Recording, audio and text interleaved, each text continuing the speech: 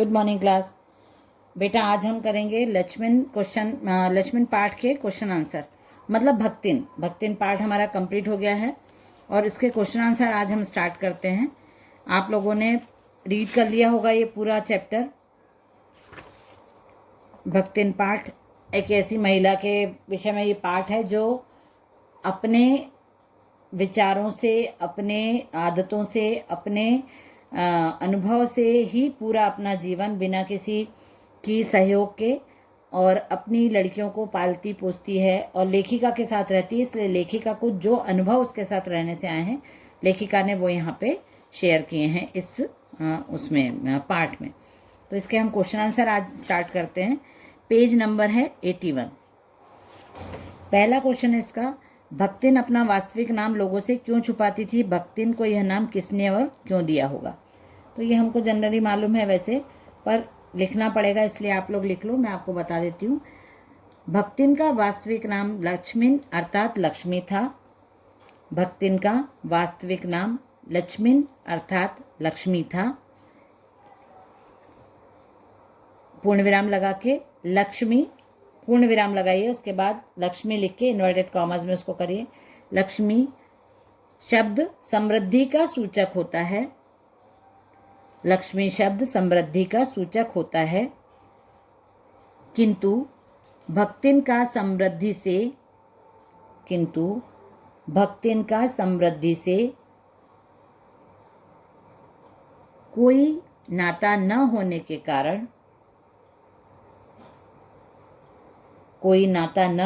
कारण एवं भक्तिन की इच्छा एवं उसकी वेशभूषा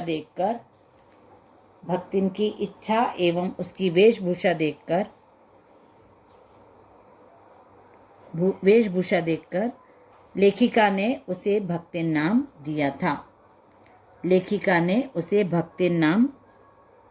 था।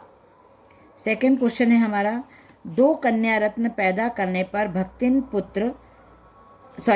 पुत्र महिमा में अंधी अपनी जेठानियों द्वारा घृणा व उपेक्षा का शिकार बनी। ऐसी घटनाओं से ही अक्सर यह धारणा चलती है कि स्त्री ही स्त्री की दुश्मन होती है। क्या इससे आप सहमत हैं? ये आपके अपने विचार, आपको, अब आप बड़े हो गए हो, यदि आपको ऐसा लगता है कि स्त्रियां ही स्त्री की दुश्मन होती, जैसा इस पाठ में बताया गया कि क्योंकि भक्तिन की 2 पुत्रियां थीं, पुत्रियों को जन्म दिया और भक्तिन की जेठानियों ने पुत्रों को जन्म दिया, चाहे वो पुत्र दिखने में भी ठीक ना हो, अच्छे ना हो, कलर भी कैसा भी हो उनका, वो व्यवहार में अच्छे ना हो, उनमें कोई गुण ना हो। इसके विपरीत लक्ष्मी ने पुत्रियों को जन्म दिया, वो व्यवहार में, काम में, दिखने में, सब में बहुत अच्छी थी, लेकिन फिर भी उसको घर में मान सम्मान नहीं मिलता था, उसके साथ नौकरों जैसा व्यवहार किया जाता था और जेठानियाँ हमेशा अच्छे से रहती थी, कुछ काम नहीं करती थी, उनको बहुत घर में मान सम्मान मिलता था। उनके साथ, लक्ष्मी के साथ भेदभाव किया जाता था, लक्ष्मी के बच्चों के साथ। तो क्या ये सब चीज़ें ऐसा शो करती हैं, ऐसा दर्शाती हैं कि स्त्रियां ही स्त्री की दुश्मन होती हैं? तो ये आपके अपने विचार हैं, इसलिए मैंने इसको ओमिट कर दिया क्वेश्चन को, कि यदि ऐसा आपको लगता है तो आप अपने विचारों में विचारों से आप इसका उत्तर लिख सकते हैं। आपको क्या सही लगता है? जैसे यदि मेरे से पूछा जाए तो कभी कभी किसी परिस्थिति में ऐसा हो जाता है कि स्त्रियां ही स्त्रियों की दुश्मन बन जाती है अपनी पोजीशन अच्छी रखने के लिए घर में, या फिर कुछ परिस्थितियां ऐसी होती हैं जब उनके मन में, क्योंकि हम मनुष्य हैं तो हमारे मन में जलन की भावना, गुस्से की भावना, दया की भावना, ये सब भावनाएं आती जाती रहती हैं समय समय के अनुसार। तो कभी कभी ऐसी परिस्थितियां आ जाती है कि स्त्रियों के साथ ऐसा व्यवहार कर जाना पड़ता है कि वो उनके विरुद्ध हो जाता है, उनके खिलाफ हो जाता है। तो कई परिस्थितियां स्त्रियों को स्त्री का दुश्मन भी बना देती हैं। तो ये वाला मैंने इसीलिए ओमिट किया है कि आपको अपने विचार इसमें देना है, तो आप चाहो तो इसको पढ़ सकते हो, दे सकते हो और लिख सकते हो। तीसरा क्वेश्चन है, भक्तिन की बेटी पर पंचायत द्वारा जबरन पति थोपा जाना एक दुर्घटना भर नहीं, बल्कि विवाह के संदर्भ में स्त्री के मानवाधिकार, इसकी स्वतंत्रता को कुचलते रहने की सदियों से चली आ रही सामाजिक परंपरा का प्रतीक है। स्त्री का मानवाधिकार मतलब स्त्री को जितने अधिकार प्राप्त हैं उसमें एक अधिकार ये भी है कि स्त्री अपनी इच्छानुसार अपने किससे शादी करनी है किससे नहीं करनी है ये निर्णय दे सकती है, अपनी इच्छानुसार अपने जीवन साथी का चयन कर सकती है। ऐसा इसमें मानवाधिकार मतलब स्त्री के अधिकार में ये शामिल है। तो जब यहाँ भक्तिन की बेटी के साथ ऐसा होता है कि वो जो भक्तिन के जेठ रहते हैं वो अपने साले को बुला लेते हैं ताकि वो भक्तिन के घर में जो उनको किसी भी पुरुष नहीं था, कोई भी पुरुष भक्तिन के यहाँ, तो इसलिए अपने साले को बुलाया जिससे उसका आना जाना हो और किसी तरह भक्तिन की संपत्ति इनके पास आ जाए। तो वो साला जो था, जो ब्रदर इन लॉ था उसका, वो आना जाना करता था और वहाँ पे जाके उनके यहाँ आना जाना करके उसने उन लोगों के साथ निकटता बढ़ा ली थी। और पंचायत को जब भक्तिन की लड़की ने उसको भगाया मारा तो पंचायत ने जाके झूठी कंप्लेंट कर दी कि हम लोगों के आपसी संबंध हैं। तो इसलिए पंचायत ने भी बिना कुछ जाने, बिना उसकी इच्छा जाने भक्तिन की लड़की की और फैसला सुना दिया कि आपको साथ में रहना होगा, आपको पति पत्नी के रूप में एक ही साथ रहना है क्योंकि आप लोगों के संबंध हैं। तो ये उसकी इच्छा के विपरीत हो रहा था, इसलिए लेखिका ने यहाँ पे लिखा है कि ये जो हो रहा है ये मानवाधिकार को, स्त्री के जो अधिकार होते हैं उनको दबाया जाता है। क्या आप इस बात से, ये सही है या गलत लेखिका ने जो लिखा है उसका हम लिखेंगे। तो अब आप लिख लो यहाँ पे इसका क्वेश्चन, इस क्वेश्चन का आंसर। आधुनिक नारी, थर्ड वाले का आंसर लिखवा रही हूँ मैं। आधुनिक नारी सामाजिक संक्रमण से घिरी है। आधुनिक नारी सामाजिक संक्रमण से घिरी है। आधुनिक नारी सामाजिक संक्रमण से घिरी है मतलब समाज में बहुत सारा ऐसा काम होता है जो उसके इच्छा के विपरीत सही नहीं भी होता है, लेकिन स्त्री को उन सबको मानना पड़ता है। तो सामाजिक संक्रमण से घिरी है, पूर्ण विराम। उसे समाज के अनेक रीति रिवाजों, उसे समाज के अनेक रीति रिवाजों एवं कानून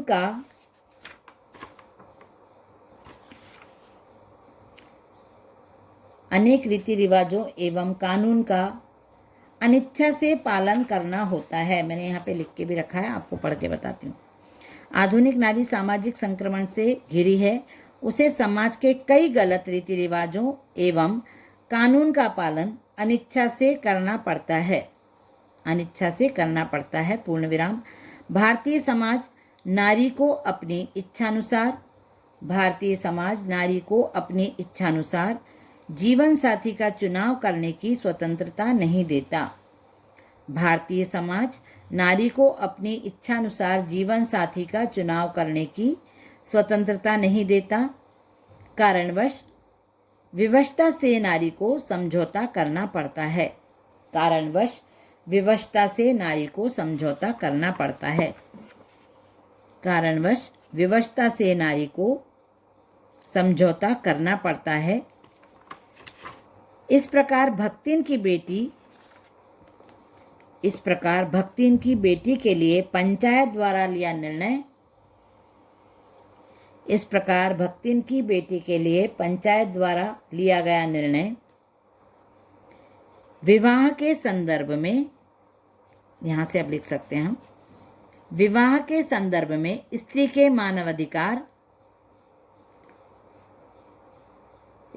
मानवाधिकार को कुचलने के बजाय आप लिख सकते हो दबाने।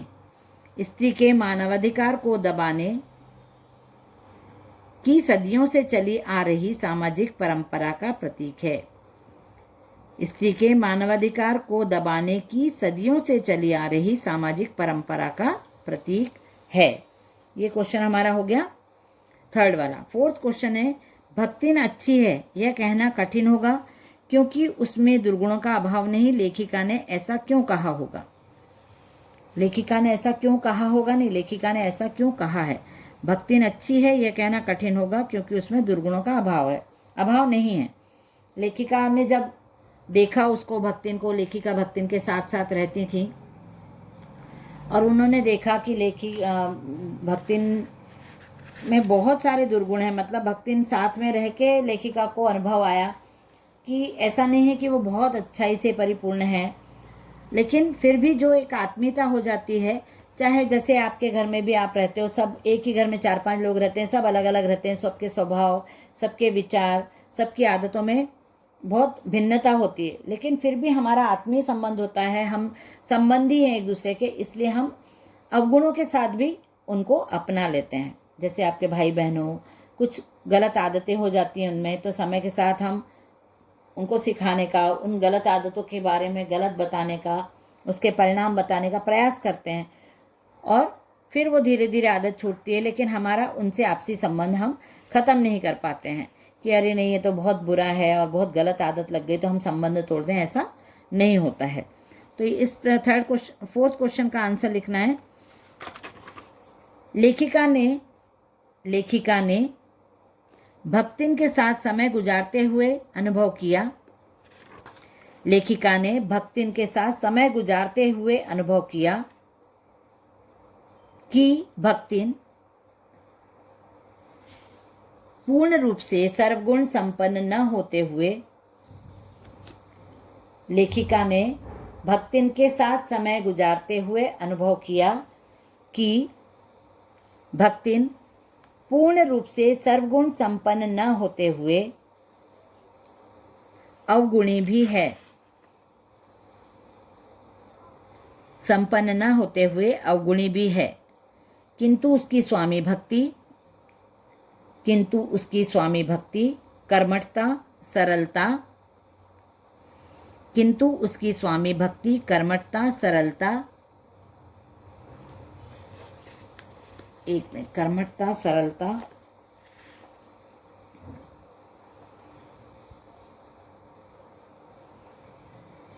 एवं उसकी सादगी, सरलता, कर्मठता, स्वामी भक्ति आदि गुण उसे, किंतु उसकी स्वामी भक्ति कर्मठता सरलता आदि गुण उसे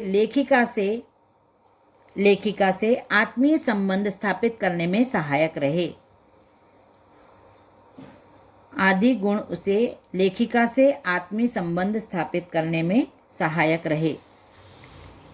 ये हो गया हमारा क्वेश्चन 4। क्वेश्चन नंबर 5 है, भक्तिन द्वारा शास्त्र के प्रश्न को सुविधा से सुलझा लेने का क्या उदाहरण लेखिका ने दिया है।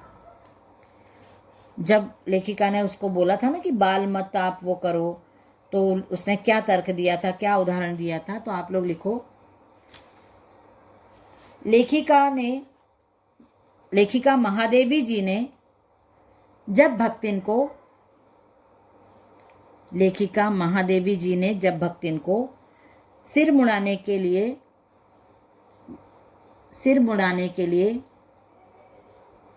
मना किया,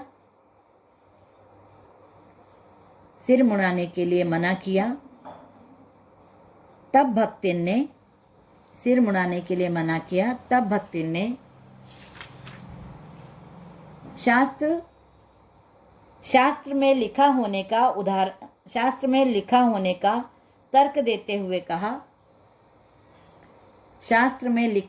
का तर्क देते हुए कहा कि तीर्थ स्थान में सिर मुंडाकर ही प्रवेश मिल सकता है। अर्थात सिर मुंडाकर ही आप सिद्धि प्राप्त कर सकते हैं। अर्थात सिर मुंडाकर ही आप सिद्ध बन सकते हैं। तीर्थ वही जाता है जो सिद्ध होता है, और सिद्ध होने के लिए आपका सिर मुंडा होना आवश्यक है, ऐसा भक्तिन का मानना था। ठीक है, तो ये कंप्लीट हो गए हमारे 5 क्वेश्चन हो गए हमारे। अब नेक्स्ट क्लास में हम भक्तिन के आ जाने से महादेवी अधिक देहाती कैसे हो गई ये पढ़ेंगे, ये इसका लिखेंगे, और उसके बाद पाठ के आसपास जो ये क्वेश्चन दिए हैं ना, ये पाठ के संदर्भ में तो हैं, लेकिन इससे रिलेटेड लेखिका ने अलग क्वेश्चन भी पूछे हैं कि ये जो क्वेश्चन है इसमें आपको पूरा वर्ड टू वर्ड पढ़ा हुआ होगा तो ही आप लिख पाओगे। तो हम देखेंगे नेक्स्ट क्लास में हम इन क्वेश्चंस को कैसे कर सकते हैं। ठीक है, चलिए बाय बाय एवरीवन।